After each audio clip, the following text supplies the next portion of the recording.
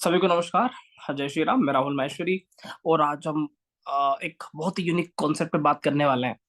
कई लोगों के मन में ऐसे प्रश्न होते हैं कि हमारा करियर क्या होगा, है ना, कार्य क्षेत्र क्या होगा, हम किस तरह से कर्म करेंगे, बहुत सारी चीजें बात बात लोग करते हैं।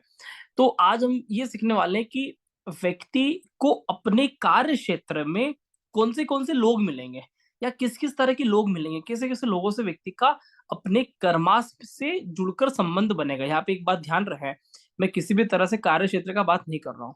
मैं यहाँ पे ये बात कर रहा हूँ कि आपका जो भी कार्य क्षेत्र होगा, कार्य क्षेत्र की बात हम अलग वीडियो पे करेंगे, लेकिन यहाँ पर वीडियो कॉन्सेप्ट ये है कि जो भी कार्य क्षेत्र उस व्यक्ति का रहा है, वहां पर किस तरह के लोग उसको उसके कर्मास में मिलेंगे, उसके कार्य क्षेत्र में मिलेंगे, किस तरह के लोगों संबंधित लोग मिलने वाले हैं। तो मैं एक स्क्रीन शेयर करता हूँ और उसके माध्यम से बहुत शॉर्ट वीडियो के माध्यम से हम गागर में सागर, है ना, उसके मेन चीजों पे पकड़ बना लेंगे कि कौन से कार्य क्षेत्र में व्यक्ति को, ठीक है, कर्मास में कौन से लोग मिलते हैं। तो यहाँ पे आपको स्क्रीन दिख रहा होगा। अब यहाँ पे देखना कैसे, जैसे अपन ने लास्ट वीडियो में, अगर आपने नहीं देखा है तो प्लीज आप जाकर इसके पहले वाला वीडियो जरूर देखें कि वहां पे हमने चंद्रमा को किस तरह से पकड़ा था और कैसे चंद्रमा के माध्यम से हमने बहुत सारी बात यहाँ पे किया था। ठीक है, तो यहाँ पे हम आज पकड़ने वाले हैं। ठीक है, तो यहाँ पे हम पकड़ने वाले हैं आज। लास्ट वीडियो में हमने बात किया था चंद्रमा को लेकर।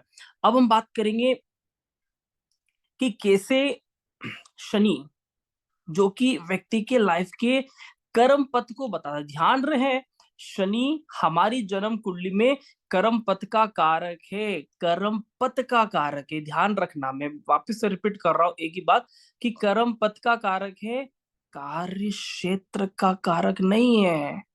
कार्य क्षेत्र का कारक नहीं है, कर्म पथ का कारक है।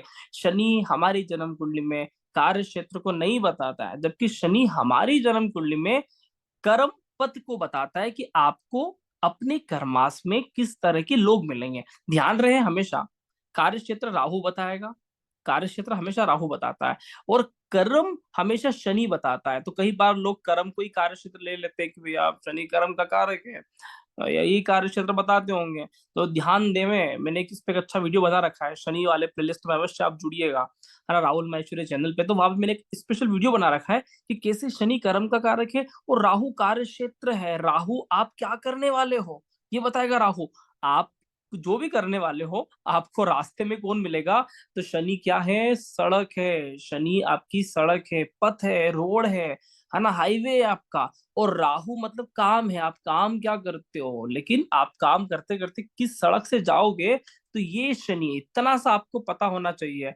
भृगुनंदी नाड़ी, वैदिक, कृष्ण मूर्ति पद्धति, आप कोई भी पद्धति से प्रिडिक्शन करें। जो कि आपको बता दूं कि हम जब रामायण ज्योतिष पढ़ने वाले, हमारा कोर्स लॉन्च होने वाला है ना, 17 अप्रैल को।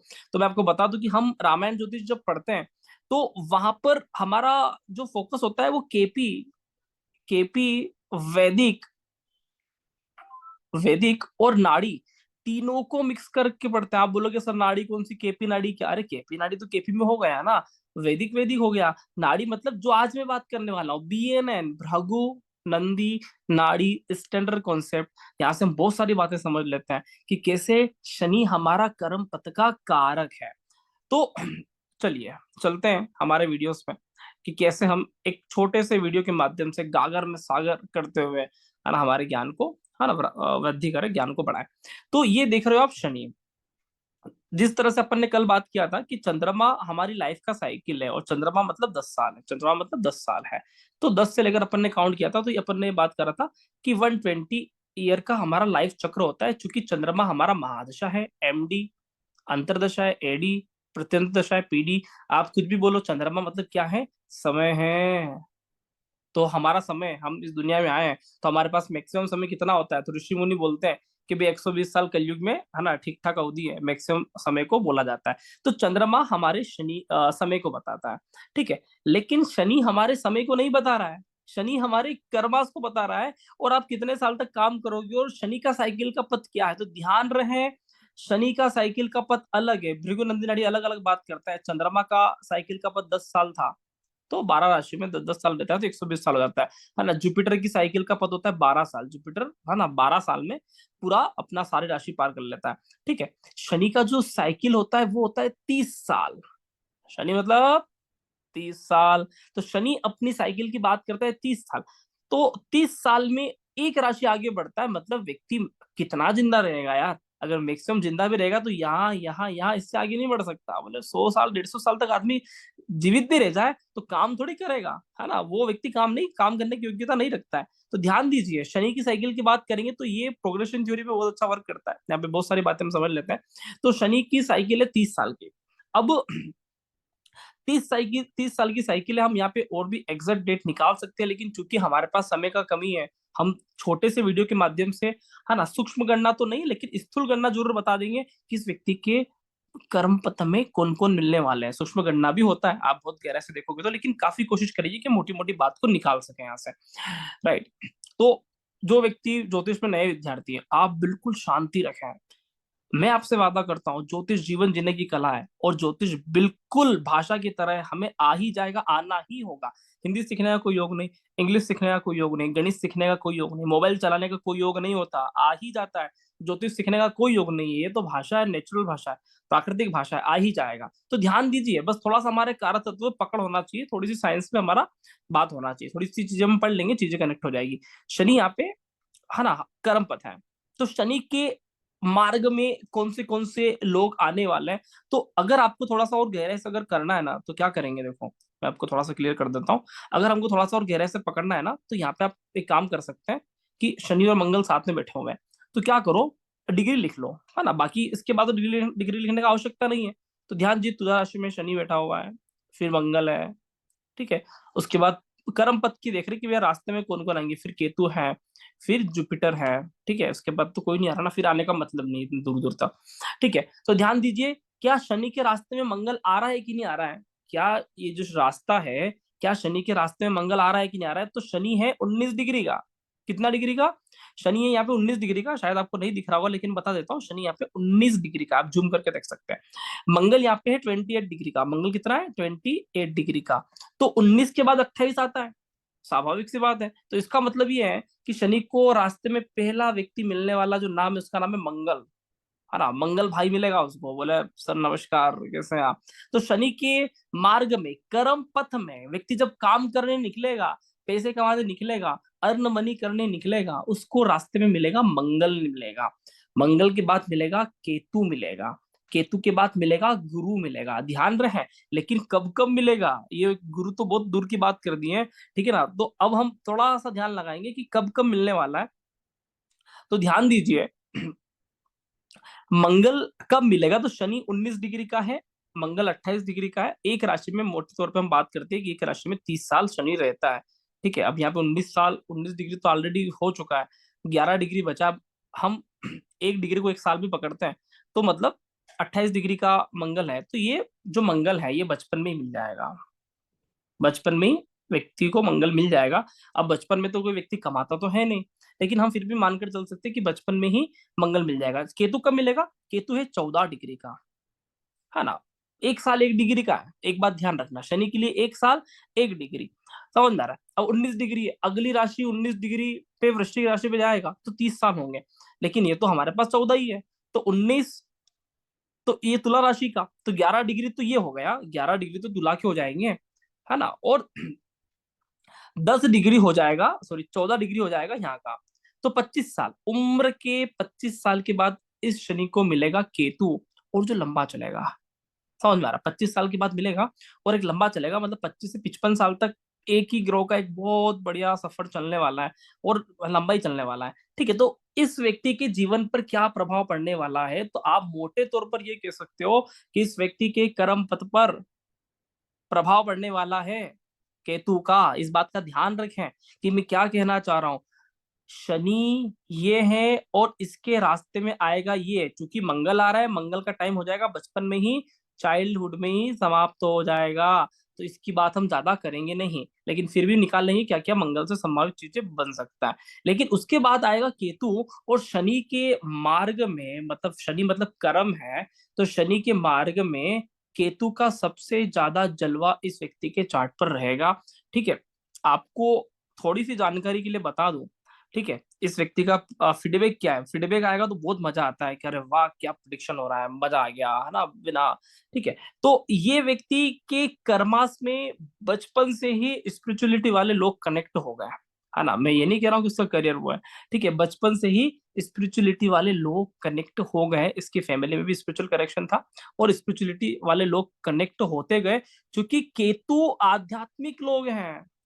केतु आध्यात्मिक लोग हैं, तो इनों का जो माहौल था, इनों का जो कर्म पथ में जो लोग मिलने वाले हैं, वो हमेशा केतु वाले लोग मिले, हमेशा केतु वाले लोग मिले। तो अभी हम कार्य क्षेत्र की बात नहीं करेंगे, लेकिन हम ये बात बता रहे हैं कि लोग हमेशा केतु वाले मिले। मतलब केतु का स्वभाव क्या होता है, दाने न भूतानि वशीभवन्ति दाने न वीराणि यान्ति नाशम। केतु मतलब दान देने वाला व्यक्ति, केतु मतलब त्याग करने वाला व्यक्ति, केतु मतलब बहुत बड़ा दानदाता है, केतु मतलब साधु है, केतु मतलब संत है, केतु मतलब स्पिरिचुअलिटी रखने वाला व्यक्ति है। ऐसा क्यों है, क्योंकि उच्च केतु है तो हाईएस्ट एनर्जी देगा। चीजें समझ में आ रही है। तो यहाँ पर हम क्या करेंगे, केतु व्यक्ति को मिलेगा, आपको थोड़ा सा फीडबैक बताता हूँ, बड़ा मजा आएगा। इस व्यक्ति ने कई सालों तक एनजीओ में कार्य किया, ठीक है, और एनजीओ में दानदाता बहुत तगड़े मिलते थे। ठीक है, तो वहां पे जो लोग मिले ना, तो उच्च स्तरीय दानदाता से संपर्क व्यक्ति का हुआ। ये कर्म पथ की बात बता रहा हूँ कि शनि के मार्ग में आने वाले लोग केतु हैं। ये व्यक्ति बहुत बड़ा एस्ट्रोलॉजर भी है ना, बहुत अच्छा ज्योतिष पे कमांड भी रखता है। ठीक है, तो इसको फील्ड में वापिस साधु संत वाले, वापिस दर्शन वाले लोग फिर कनेक्ट हुए है ना। एनजीओ में कार्य किया बहुत सालों तक, वहां पे भी कनेक्टेड है। ज्योतिष में कार्य किया, वहां पे भी इसको वही लोग कनेक्ट हुए, और आगे जाके भी ये गुरु वाले लोग हैं तो वही लोग कनेक्ट होंगे, क्योंकि गुरु तक तो बात आएगी ही नहीं, क्योंकि शनि अपने आप में केतु है, और केतु के बाद भी 20 सालों तक कोई भी ग्रह नहीं आ रहा है। मतलब उम्र के लगभग 75 साल तक केतु ही कनेक्ट रहेगा। तो और केतु के बाद गुरु भी आ जाएगा, तो गुरु भी वही बात कर रहा है। तो ध्यान रहे कर्म पथ किस तरह से बात करता है। कार्य क्षेत्र की बात अलग करेंगे, कार्य क्षेत्र तो राहु बताने के लिए काफी है, इसकी भी चर्चा करेंगे आगे। लेकिन कर्म पथ बिल्कुल शनि बता देगा, और हाँ इस तरह से बताएगा आप बोलोगे मजा आ गया कि कैसी कैसी हम बातें समझ सकते हैं। एक छोटा सा आपके लिए क्लू, कि आप कभी प्रिडिक्शन करने लग जाओ घर वालों की, तो ध्यान रहे। छोटा सा इसका मैं आपको एक और बता देता हूँ हिंट, कि जब भी शनि जहां बैठा हो ना, उसके नेक्स्ट भाव में देखे जाने वाले बैठे जाने वाले ग्रह को पकड़ ले, वही कर्म पथ का मार्ग वाला सबसे पहला ग्रह होगा। अगर युति में कोई ग्रह है तो डिग्रिकली जमा ले कि कौन से ग्रह मिलने वाले हैं, लेकिन फिर भी शनि से जो नेक्स्ट वाले भाव में है, शनि से नेक्स्ट वाले भाव में, शनि यहाँ पे छठे भाव में, छठा सा नेक्स्ट सप्तम भाव में बैठे जाने वाले ग्रह, सप्तम भाव में, अगर सप्तम भाव से त्रिकोणी कौन से बोलते हैं, 3 7 11, ठीक है, तो ये त्रिकोणी होता है। तो ये भाव में बैठे जाने वाले ग्रह हमेशा प्रभावित करेंगे, क्योंकि यहाँ पे कोई भी नहीं था तो अपन ने बात नहीं किया है। मान लीजिए कि यहाँ पे उदाहरण के लिए, कि मान लीजिए यहाँ पे कोई नहीं होता और यहाँ पे गुरु होता, ठीक है, तो हम ये कह सकते थे कि शनि के ऊपर गुरु का प्रभाव पड़ेगा। मान लीजिए यहाँ मंगल होता, हम ये कह सकते थे कि गुरु और मंगल दोनों का प्रभाव शनि के ऊपर होता। ठीक है, इसके कर्म पथ में इस तरह के लोग कनेक्ट होते हैं। आप बहुत सारी ग्रह से कनेक्ट कर सकते हो आगे जाके, केतु का चूंकि कोई राशि नहीं है, ठीक है, लेकिन मंगल से जुड़ा हुआ है तो मंगल की राशि की आप बात कर सकते हैं। आपको लगता है कि मान लो यहाँ पे गुरु आ जाता है, तो आप गुरु कौन सी राशि का लॉर्ड है, उस राशि से है ना देखे जाने वाले लोग आ सकते हैं। बहुत सारी गहराई डाल सकते हो, बिल्कुल उम्र के अकॉर्डिंग भी आप चीजों को मिक्स कर सकते हो कि किस किस समय व्यक्ति को क्या क्या मिलने वाला है। और मैं समझता हूँ बीएनएन, कैपी, वैदिक, ये सारी ज्योतिष हम रामायण ज्योतिष में सीखते हैं। और रामायण ज्योतिष अपने आप में इतना यूनिक कॉन्सेप्ट है कि आप बोलोगे कि सर ये आप क्या कर रहे हो, वैदिक, केपी, नाड़ी सब कुछ एक ही क्लास में हमको सीखने को मिलेगा। और ये अद्भुत कोर्स की यात्रा चालू होने वाली है, आप बिल्कुल ज्वाइन करें। अच्छा, सारी बातें डिस्क्रिप्शन बॉक्स में हैं। आप यूट्यूब पे आप वीडियो देखते हो तो कृपया प्लीज डिस्क्रिप्शन जरूर देखें, आपको वहाँ पे सारी बातें मिल जाएगा, क्लास को लेकर, पढ़ाने को लेकर, कितना महीना क्या करेंगे। मेरे मोबाइल नंबर भी आप वहाँ पे संपर्क कर सकते हैं। बहुत बहुत धन्यवाद, नमस्कार, जय जय श्री राम।